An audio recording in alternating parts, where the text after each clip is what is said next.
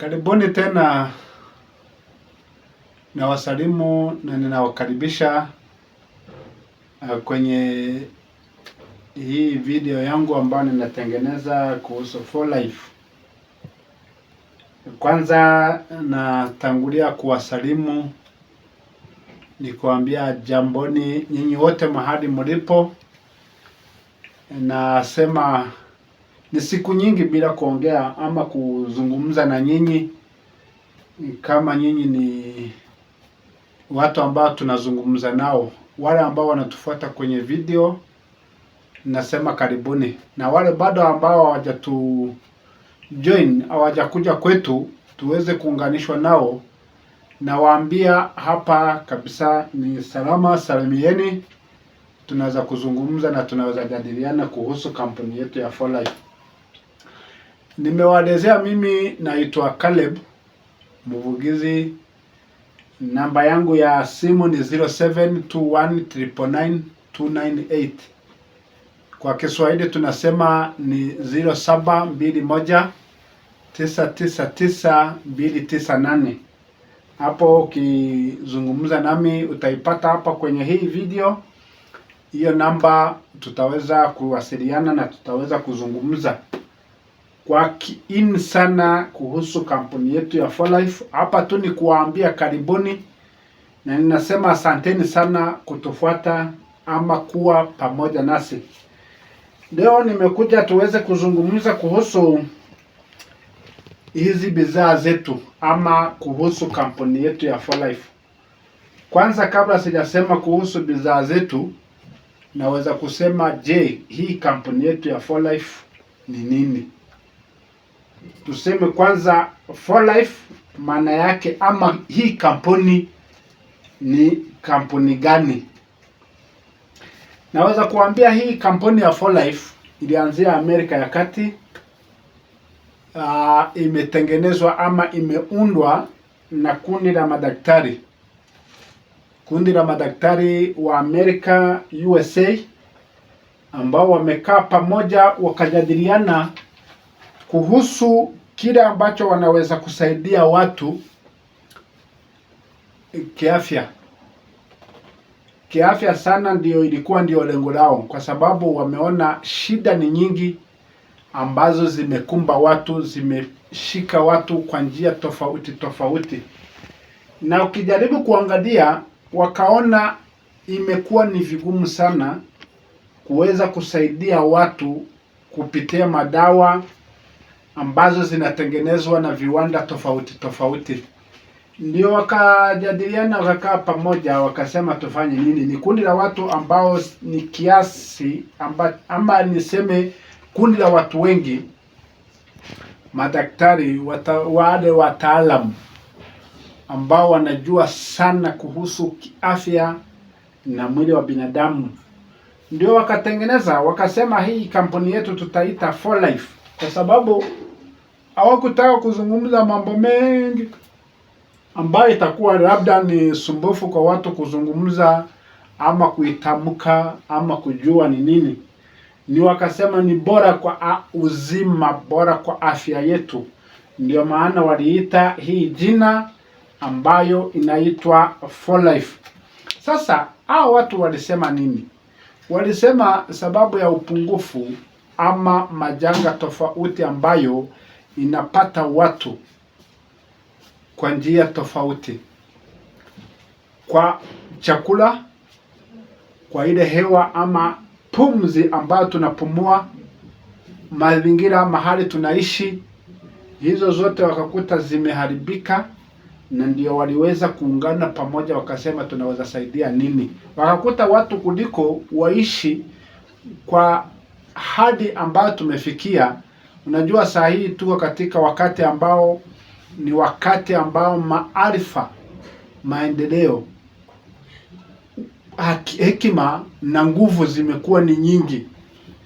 Sasa watu wanajaribu kuiga ama wanajaribu kujifunza jinsi ya kuangamiza nchi kwa zingine ama kufanya mambo mengine makubwa sana, na hiyo mambo ambao wanatengeneza ndio huwa unakuta imeharibu mazingira, imeharibu afya yetu, imeharibu afya kwa kiwango ambacho inapunguza miaka yetu kwa nguvu za watu. Ndio wakajaribu kufanya utafiti, na wakati walianza kufanya utafiti wakasema tunaweza fanyaje, tunaweza pata usaidizi kutoka wapi? Ndio wakaangalia kitu ambacho kiko karibuni, ambacho kina mawasiliano ya karibu na mtu.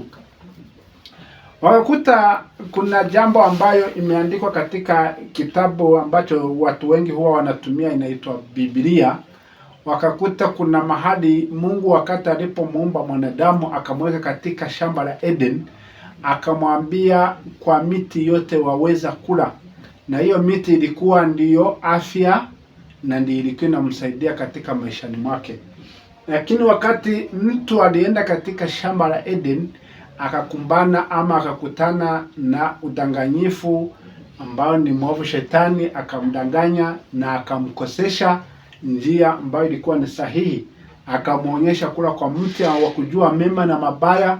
Ndipo mtu akapatwa na shida za kuharibu maisha yake. Ndipo watu wakaanza kuwa na siku chache, siku fupi. Sasa katika mmea ama katika matunda ndipo watu hula kila mara. Unakuta kila mtu anaweza kusema kila saa ama kila siku chakula ama uzima wako uko katika matunda ama mimea, vitu ambavyo huwa vinatoka katika ardhi. Ndio watu walikuwa wanakula hiyo miti shamba. Unakuta watu wako na afya nzuri, watu wamepona magonjwa tofauti. Lakini kwa vile watu wameanza kutumia ile miti shamba na kuitengeneza kwenye viwanda, ndipo unakuta mtu kuliko apone magonjwa anaongeza magonjwa nyingine, anaharibu afya yako, anaharibu ile utu ama mtu vile alivyo. Ndivyo utakuta watu wameanza kugeuka vitu ambavyo hautawahi kutambua ni nini. Sasa hapo ndipo walitoa kitu ambacho tunaita apps.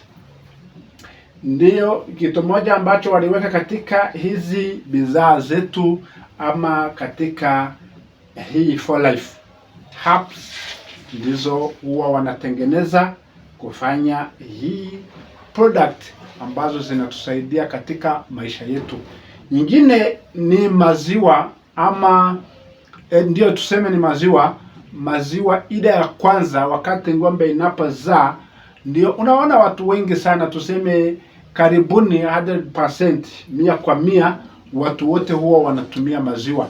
Wakati wanatumia maziwa ni ili waweze kujisaidia katika maishani mwao. Ukikuta mtu ni mgonjwa sana, watakuuliza tukupee maziwa. Ukikuta mtu ni mnyonge kwa shida fulani, wanasema tumpee nini? Kwanza wanatanguliza maziwa. Mtoto anapozaliwa tunaanza kumpea nini? Maziwa. Lakini sasa hapo ile maziwa ambayo tunawapea ni kitu ambacho inatusaidia kwa muda, nayo inatusaidia tu kupata hiyo shibe ama kuwa unajisikia kwamba wewe umeshiba katika saa hiyo, na hapo inakoma, inaisha. Sasa wakaanza kufanya utafiti kujua ni nini hasa sana kinaweza saidia mtu kumaliza shida ambazo zimeanza kukumba watu, kukabiliana na maisha ya wanadamu. Wakakuta ile maziwa fresh, ile number 1, wakati ng'ombe inapozaa kuna maziwa ile ya yellow. Hiyo maziwa wakakuta kuna chemchemi ambayo iko ndani mwake, inaweza kuhamishwa kutoka maziwa na kuingia katika mwili wa mwanadamu na kumfanya mtu ndio. Sasa hapo wakaona katika maziwa kuna kile kitu ambacho inaweza kuhamishwa kutoka maziwa na kuingia katika mwili wa mtu, na inaweza kusaidia na inaweza kuinua maisha yako. Hapo wakakuta hiyo ni kinga, inainua maaskari, kinga za mwili zinaweza kuinuka kwa kiwango cha kufika kwa 430, 460.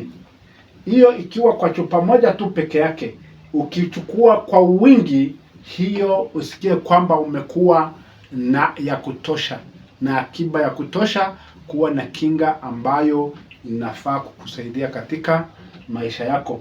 Sasa hapo ndio waligundua katika hiyo maziwa fresh, ile ya kwanza, ile ambayo wakati wewe unapo pata ng'ombe imezaa, imekuwa hapo karibuni kwa siku 1 ama 7, hapo hiyo maziwa ndio wakagundua kuna kitu ambacho ni cha muhimu. Ndio maana unakuta ng'ombe ikizaa huwa inamaliza siku 7, maziwa tayari imegeuka na hakuna kitu kingine kimefanyika. Unakuta maziwa imekuwa nyeupe, kama vile tunavyokuwa na uzoefu wa kujua rangi ya maziwa. Mtu akikupea maziwa nyeusi utajiuliza, maziwa nyekundu utajiuliza, lakini maziwa yellow mara ya kwanza ukiona ni yellow utajiuliza, kwani hii ng'ombe imezaa siku hiyo? Hapo kuna uhai ama kuna chemchemi ambazo zinaweza kuingia ndani yako na kukusaidia. Kwa watu ambao wamekuwa wafugaji wanaelewa sana ninaposema hivyo, wao huwa moja kwa moja wanakumbuka. Wale ambao wamekunywa hiyo maziwa mara kwa mara, utakuta maisha yao huwa ni tofauti na watu wengine. Hao watoto hawagonjeki sana kama wale wengine ambao hawakunywi. Na watu ambao hawatumii, naweza kuambia hiyo ni hasara kwao, lakini sisi hatuna. Lakini kwa wale ambao wanayo, nawapongeza sana, nawaambia, nawahimiza mwe mnajaribu kuitumia, hata kama haijapitia kwa sayansi ama kwa wale watu ambao wanaitengeneza kwa njia ambayo wanaweza kupea kiasi ambacho wamejaribu kupima. Lakini wewe ukitumia kwa nyumbani ama kwenye mazizini huko mahali unapofugia ng'ombe zako, utapata hizo kinga za kutosha. Ya tatu ndio waligundua kwa yai. Hapo nimesema kwa kifupi, lakini nitajaribu kuelezea sana kinaganaga, lakini hata tuendelee tukizungumza. Kwa yai nayo kuna kitu ambacho huwa ile yai yenye kienyeji, sio hii yenyewe ya kizungu, ile ambayo watu wamejaribu kujiundia kuku. Utakuta kuku imemaliza siku 2-3 tayari imekuwa ni kuku, ama mwezi mmoja wanakuambia hii ni nyama ya kuku. Lakini kuku yenyewe asili yake huwa na aina ya kuishi maisha ambayo yanafaa kuku. Kuku hauwezi ukaichagulia chakula, huwezi kuichagulia mahali taishi, mahali italala. Unaweza fanya usafi ndio, lakini kwa ile yellow ya yai hiyo, kuna kitu ambacho inaisaidia kukomaa, hata kuishi katika mazingira ambayo haifai. Sasa wakati walifanya utafiti hawa wataalamu, walisema katika yai ya kuku kuna kale kitu ambacho kanaweza hamishwa katika maisha ya mwanadamu. Inaweza tusaidia kuishi maisha safi ama maisha bora. Inaweza kutuinulia kinga za mwili. Watu wengi utakuta wanakuambia ukiwa na ugonjwa fulani, enda ule mayai, enda utumie maziwa, enda ufanye hivi na hivi. Kuku inapoagua vifaranga vyake, yeye hawezi ichagulia mahali itakapochukua chakula chake. Hiyo huwa sehemu zote, hata katika ni mahali matopeni, hata ni wapi, kwa wiki moja ama siku 3-4, utakuta hiyo kifaranga ambayo imeza iaguliwa kwa hizo siku inaanza kutumia hizo wadudu ama nini, na haina shida yoyote katika maishani mwake. Ng'ombe nimewaambia inapozaa siku hiyo hiyo inaweza pata imezalia katika mavumbi wapi sijui sehemu zozote, hautakuta hiyo imekuwa na madhara ati imezaliwa mahali ambapo sio sawa. Lakini mwanadamu utamkuta yeye mara kwa mara nakwambia, mpaka wakati wa kujifungua enda hospitalini. Ukijifungulia mahali fulani, hapo kuna shida. Lakini hizo nazo tunashukuru Mungu sababu tuna afya na tunaendelea kujitafutia ama kujiongezea zile nguvu ambazo tulipoteza. Sasa kwa hivyo, wandugu wapendwa na ndugu zangu, nawakaribisha sana katika kampuni hii. Hawa watu ambao kutoka Amerika walisema kwa hii hekima kwa hii busara ama kwa hii ujuzi ambao tumepewa, hatutatumia iwe ni faida kwetu peke yake. Hapana, walisema iwe ni faida kwa kila mtu, na wakasema tutaifikisha kwa mtu kwa njia gani? Unaweza enda hospitalini, unafika, unatibiwa, unalipa pesa na unatoka, hiyo imeisha, na wanakuambia bye bye ama welcome, kesho urudi. Unarudi kufanya nini? Kutibiwa, kutoa pesa na kupewa madawa na kurudi nyumbani. Zile dawa ambazo wamekupea huenda labda hazita hiyo shida zote unakuta ziko katika mwili wako, zinakukula mpaka zikumaliza. Wengine utakuta amepata na shida za ulemavu. Wengi watakuambia mimi kwa saa hii kama sina Panadol siwezi kutembea, siwezi kukalala, siwezi kufanya kazi, siwezi kufanya mambo tofauti. Kwa nini? Sababu zile chemical ambazo umetumia zinaenda zinaharibu zile nafsi, ama zinaharibu zile kinga zako, zinaharibu ile maaskari yako, wanaharibika kabisa. Unakuta mtu hawezi akafanya chochote bila kuwa na madawa. Utakuta kama watu ambao wamegonjeka wamepatwa na shida za kisukari. Yule mgonjwa wa kisukari atakwambia kila siku, kila asubuhi na mchana na jioni ana shindano kwa mfuko. Mnaweza kukaa naye mnazungumza, ukifikiria ni mtu ambayo ni sawasawa na wewe, kumbe hapa kwa mfuko yake kuna shindano na dawa ya kujidunga. Ni kusema amekuwa ni mfungwa wa shindano, amekuwa mfungwa wa madonge ile ambayo anameza ndiyo msaidie. Utamkuta asubuhi ameamkia hospitali, mchana iko hospitali, jioni iko hospitali. Tuseme nini?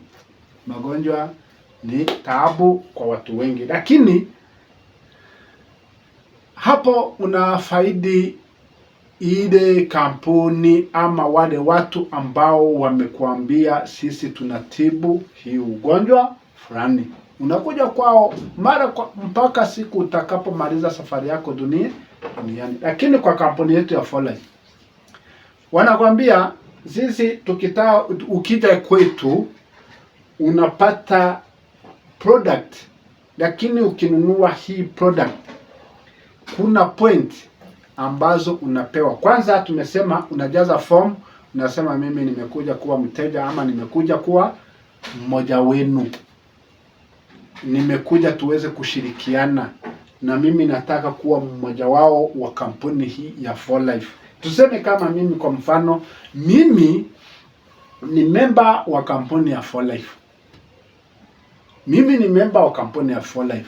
Hakuna faida ambao wanapata mimi bila kuwa nayo. Wakati ninatimiza zile sharti ambazo zinatakikana, lazima nipate faida kwa kampuni. Tuseme kwa njia gani? Wakati ninapokuja katika kampuni ya 4Life, ninajaza form. Ile form ambayo ninajaza, naandika majina yangu na kuwapea ID yangu yenyewe, kitambulisho. Wanajaza, wanatuma kwa kampuni, moja kwa moja inapokewa, inaingizwa kwa system. Alafu napewa ID number. ID number ni nambari yangu ambayo tunaita kitambulisho katika kampuni ya 4Life. Hiyo ID ulimwengu mzima hakuna mwingine ambaye atapewa kama hiyo namba, ni yangu mimi mwenyewe binafsi, hakuna mwingine. Kwa hivyo ile kazi zote nitafanya zinarekodiwa kwenye hiyo nambari yangu katika kampuni ya 4Life. Ukijaza kila kitu inaingizwa hapo, wewe ni mmoja wao. Hata ukisema umekuja miaka 50 iliyopita, sisemi miaka 50 kwa sababu bado hatujafika huko, iko na miaka karibu 30, itafika 40. Hiyo miaka 30, yule ambaye amekuja wakati huo na yule ambaye ataingia saa hii, wewe ambao unaniona, ambao tunazungumza, ukiingia saa hii, nyinyi wote tuko kitu moja, tunakuwa ni familia moja. Unaingia, unanunua product. unasema mimi nina shida fulani, wanakuchagulia ama wanakuambia kuna madaktari wako hapo, ama wewe mwenyewe umeingia huko kwa daktari wako alikuwa anakutibu, unakuja unatuambia umekuja na hiyo barua kuhusu ugonjwa wako. Tunakuangalia ni product gani, hizi bidhaa zetu ni gani utapewa. Zile ukishapata unakunywa, unatumia, zinakusaidia kuinua kinga ambayo itapigana na ile shida ambayo unayo, hata kama ni kansa, hata kama ni kisukari, hata kama ni asma. Tutakuja kuzungumza kuhusu asma, wale watu ambao wanakuta hawawezi kupumua, shida imewakaba kwa kifua. Hizo shida zote, kuna shida ambazo tunajua watu wameshafungwa na wameambiwa kwamba haiwezi kapona kamwe. Lakini jua kilicho na mwanzo kina mwisho. Kama ilianzia mahali, ni lazima iwe na mahali itaishia. Kuna ukomo, kuna mwanzo, kuna ukomo. Hapa mahali imekukaba, jua kuna dawa. Mtu anaweza kuambia, unafikiria ati mpaka nipate yule mtu ambaye amekuja na vitu ambayo hawezi kaone. Tulikuwa tunaona wakati wa corona, mtu anakuja kuangalia mgonjwa wa corona. Ai jameni, hata wewe mwenyewe kama hujashikwa nayo, hujakuwa mahututi, lazima uende tu. Alikuwa anakujia akiwa amefungwa ama amejihami, amevaa mavazi ile ambayo wewe mwenyewe inakutisha mpaka wakati unasema hapa hapana, hii imekuwa ni shida tupo, sitaweza kupona. Lakini kwa kampuni yetu ya 4Life tunakupea hizo product kulingana na zile wewe umeamua kununua. Ukishanunua hizo, unaenda unatumia, inainua kinga za mwili wako, inainua maaskari wa mwili wako, unafika kiwango ambacho unaweza mwenyewe kupigana na ile ugonjwa na inaisha ndani mwako. Hapo utajikuta wewe umepona kwa uwepesi na hautarudi tena. Hiyo imeisha kabisa. Labda utakuja kuambukizwa zingine ama utaanza kugonjeka zingine, na siseme utagonjeka sababu umepona hizo, hapana. Labda vibahati mbaya vile ulikuwa mtu mwenye hauna hiyo ugonjwa fulani na ikafika wakati ukagonjeka. Au utasema ati sababu nimegonjeka nitarudi tena kugonjeka sababu nimetibiwa, hapana. Ukienda huko watu wengine watakuambia ukitumia hii madawa kila mara utatumia, kila mara utafanya hivi, unakuwa unaenda check up, wanaangalia mwili wako kama ile product ambazo umetumia hazijakuwa na madhara yoyote kwa mwili wako. Ndio maana tunakwambia unanunua hizo product 2 ama 3 ama 4 ama 5, inalingana na ile shida ambayo unayo. Ukishachukua hizo bidhaa, wakati umejaza hiyo form, pointi 100 hizo ni zako za kuonyesha kwamba wewe ni mmoja wa kampuni ya 4Life. Zingine pointi ambazo ziko juu yake, utalipwa. Kuna pesa utalipwa, ukitaka pesa unapewa pesa, ukitaka product unapewa product. Hapo tutaendelea na utaendelea, utajikuta wewe umeinuka, umejiinua kiafya na umejiinua kiuchumi. Njia mbili: kiafya mwili wako, kiuchumi pesa. Sasa ndio hapo tunasema utapata pesa, utapata afya. Ndio hiyo wakatuambia iko hivyo. Tuna product nyingi sana za kutosha.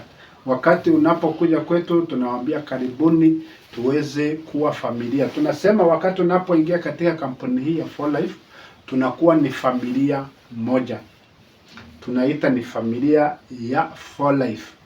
Hapa sisi tuna kundi ambayo tunaita Equipe de Triomphe, lakini na zingine zote wote ni familia moja, ambayo ni watu ambao wanapenda afya yao kuwa sawa na ni nzuri sana, na tuweze kujadiliana, tuweze kuinuana. Ndio maana tunawaambia karibuni. Wakati unakuja, utakuja na nitaweza kufurahia na nitapata nguvu kwa sababu nimepata mmoja wangu ama familia katika maisha hii. Unajua watu huwa wanazaa kwa njia tofauti. Wakati unakubali kuja, mimi nikuzae, nitakufundisha na nitakuonyesha jinsi utakavyofanya, kwa sababu hapa kuna njia ya kununua product zile ambazo umenunua kwa bei yake na bei ya kuuza. Vile utakavyopea mtu mwingine, unamuuzia, unapata faida njia mbili. Kuna ya afya na kuna pesa ambazo utapata wakati unauza product zetu. Na kuna njia nyingine ambao ukinunua mapema, huwa tuna program nyingine tunaita loyalty program. Hiyo loyalty program ni kwa wale ambao wako tayari ndani ya kampuni yetu ya 4Life. Usikubali kuchukua tu ati ni mimi nimesikia imetosheka acha niende. Kuna watu ambao wananiuliza ati hii kampuni yenu ni tofauti gani na zingine ambazo nimewahi kusikia.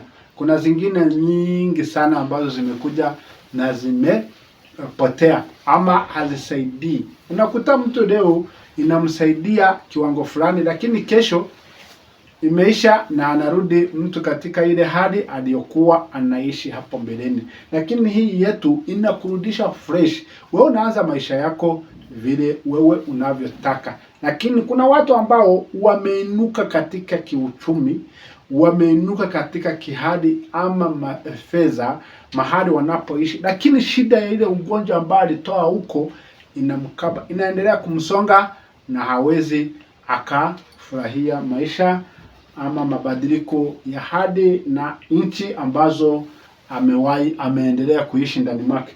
Sasa hapa nilikuwa nimesema tutazungumza kidogo tu kwa product ndogo ambazo ziko hapa.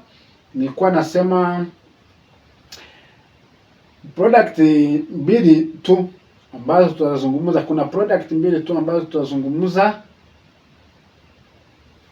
kuhusu kusaidia ama kujenga mwili wako, kujenga afya yako. Hizo product tu mbili. Sitachukua muda mrefu nikusumbue labda ushindwe kujua hii nimesema ni nini. Lakini ujue shida zote uko nazo. Hizo ni shida zina mwanzo na zina mwisho. Kuna mahali ama kuna kiwango fulani cha shida ambazo umekumbana nazo na ni lazima ziishe ndani mwako. Hautaendelea kuishi na shida, ugonjwa fulani katika mwili wako. Hiyo sio mzuri. Hapa tuna product ambazo nilisema labda uliwahi kusikia kwa lugha nyingine ambayo nilikuwa nazungumzia kuhusu Reovida. Niwaambia kuhusu Reovida, hii product ambayo tunaita Reovida.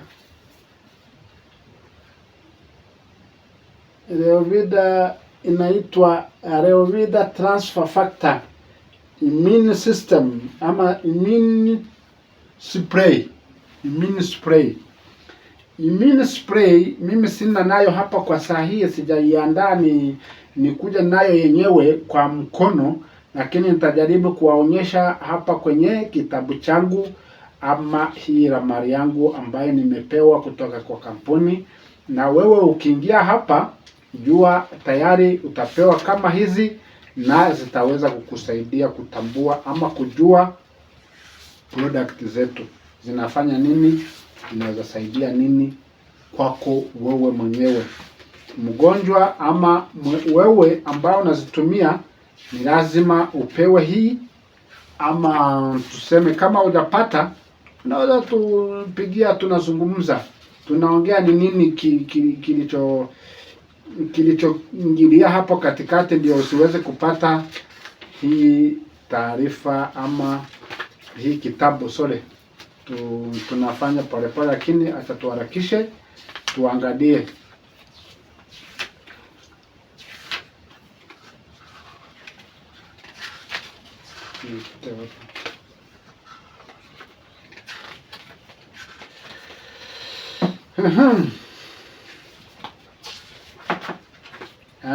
Hapa tunasema ni juu ya Reovida. Reovida ndio natafuta kuwaelezea umuhimu wake, jinsi ya kukinga ama kuzuia maumivu ambayo yanakupata kwa mwili wako. Mimi hapa ni ukija hapa kwangu, ndugu yangu, hapo umesaidika, na tuna usaidizi wa kutosha, usaidizi wa kutosha. Hii Levovida ndio hii. Kuna hii ambayo ni packet. Hii packet sijui kamera yangu itaiona vizuri. Hii packet hiyo ni nzuri sana. Hii ndio hii Levovida ndio nasema. Okay, sorry. Nimesema Levovida, lakini nilikuwa nataka kuzungumza kuhusu immune spray. Lakini hiyo Levovida naipenda sana, ndio maana nimeng'ang'ana sana kuitafuta, sababu saa yote nikizungumza, nikijua umuhimu wa ile product ambayo nataka kuzungumzia, huwa sana nairudia tena. Lakini nilikuwa nataka kuambia immune spray ni product nzuri sana kwa watu ambao wanagonjeka ama wana shida za kupumua, wana ugonjwa wa asthma. Najua watu wengi wanajua, wakati ambapo watoto huwa wanatembea kwenye baridi. Okay. Sawa. Ama nitumie hiyo nisaidie. Nitaweka hapa, wataiona. Okay. Sorry.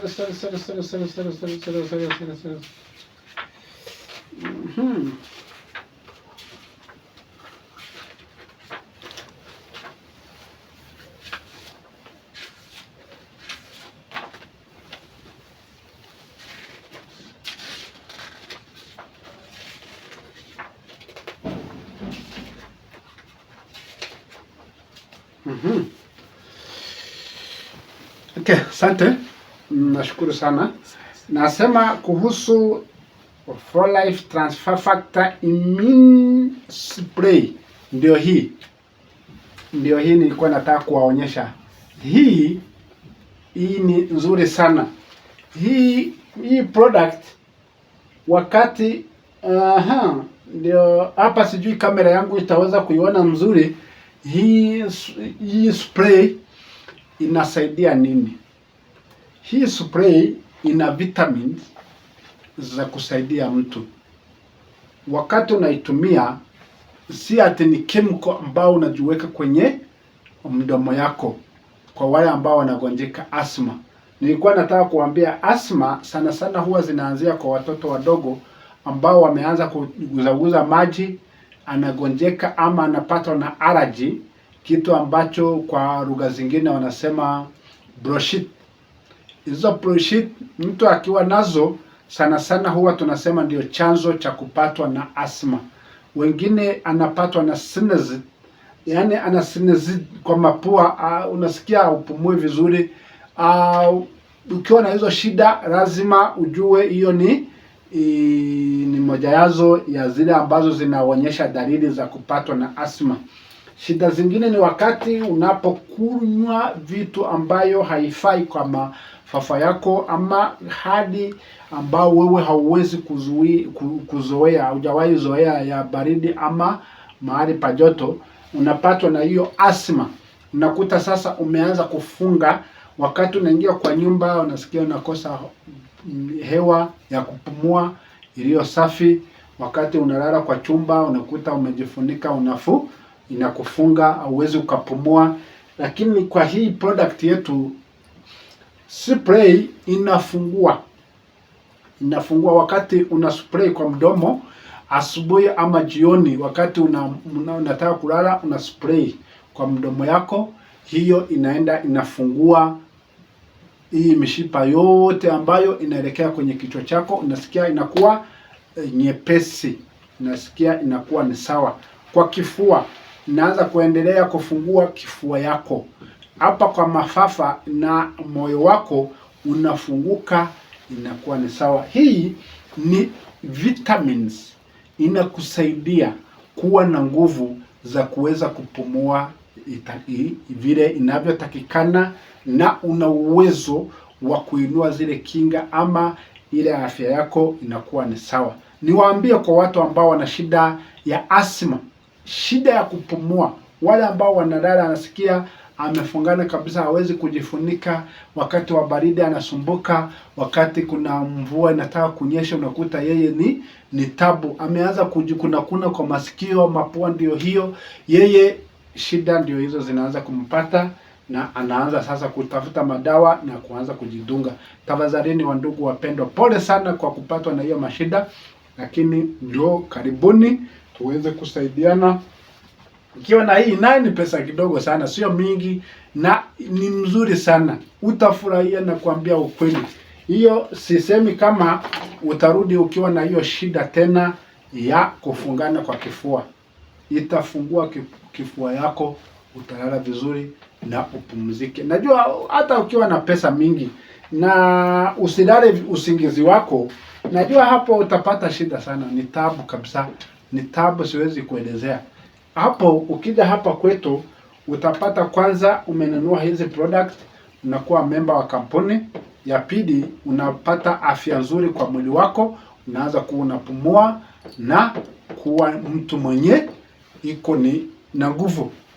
Hutawahi tena kufikiria, ukiona mtu mwenye amegonjeka asima imemshika sana, utakimona miaka 40 ama 50, unaanza kumhesabia miaka 60 ama 70, kwa sababu ya mateso haradi hafanyi. Wakati mabadiliko ya hadi ikija, yeye ni shida na zinaanza kumsumbua.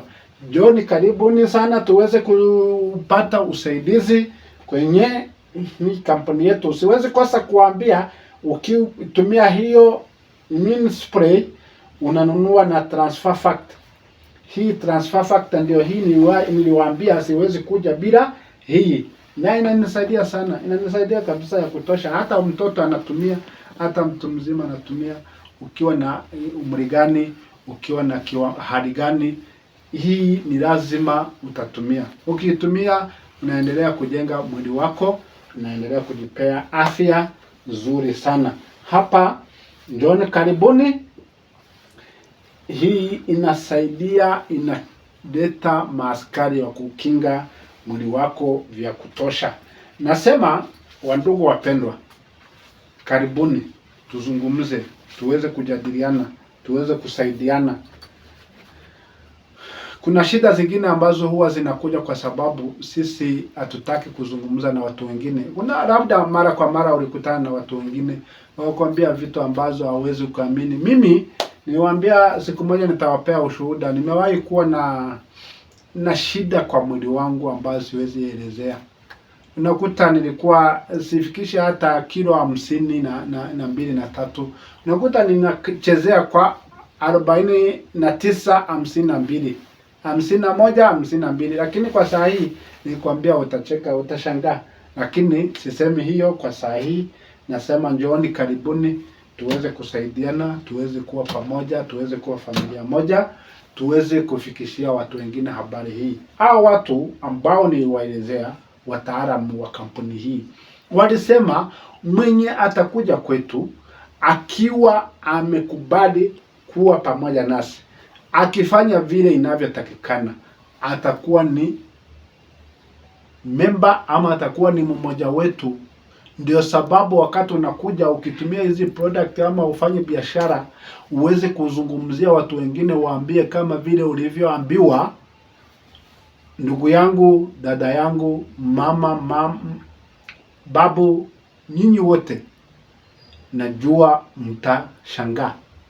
Kuna watu ambao watawapea ushuhuda nyingi jinsi ambavyo wameweza kupata pesa ama mali.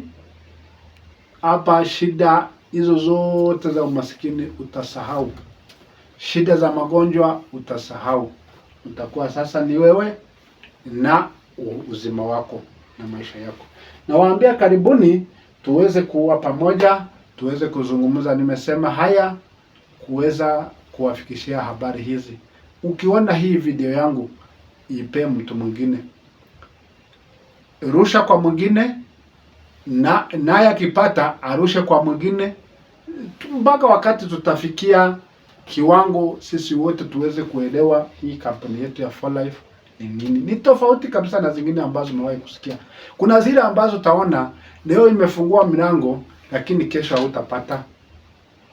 Tangu hii kampuni yetu ya 4Life niliwaambia ilianza lini, iko na miaka tuseme 28 ama 30. Ijawahi kufunga hata siku moja. Bila inapokucha inaendelea kukomaa, inaendelea kugrow. Wewe ukiita watu wawili tu, watatu, 4, 5, uwaelezee familia yako, unawaambia wewe mwenyewe yani tutoke katika utumwa, ufungwa wa umaskini na magonjwa. Tujifungue. Hii sio saa ya kuendelea kusema unalia ati sijui nini. Hapana, sema tu. Ambia watu, uelezee umesikiza nini, umeelewa nini kinaweza kusaidia. Haujui wewe, ukilala tu hapo kwako hautapata usaidizi, lakini nakwambia karibuni tuweze kuzungumza na tutafika mahali unataka. Kila mahali upo tutaweza kuzungumza. Niwaambia hii saa hii ulimwengu umekuwa iko kwa vurushi moja. Hii vurushi moja, hata ukisema huko Amerika tutazungumza na utasaidika. Ukiwa Ulaya tutazungumza na utasaidika. Hata saa hii tunajua continent zingine nazo tunasaidiana nao. Tunaendelea kushare, maisha inaendelea inasonga na siku kwa siku. Lakini ukikaa tu kitako useme hapana, sitaki kuzungumza ama sitaki kusikiza, ndugu yangu, utakaa ukicheza na simu, uanze kuangalia TikTok, okay, hiyo sisemi ni mbaya. Wenye wamefungua hiyo wanajua sababu zao, hiyo ni biashara yao. Lakini tuseme kwa product, tuzungumze na tuweze kujadiliana, tuweze kupata faida kutoka kampuni yetu ya 4Life. Na walisema mwenye ataikuja kwetu hatarudi mkono bure, atarudi na afya na atarudi na pesa. Karibuni, na waalika, nawaambia saa yote, masaa 24, siku 7 wa wiki, siku 31 za mwezi, miezi 12 ya mwaka, tuko pamoja. Mimi niko tayari kuzungumza na wewe vyovyote vile unavyotaka. Asanteni, karibu sana na kusalimia.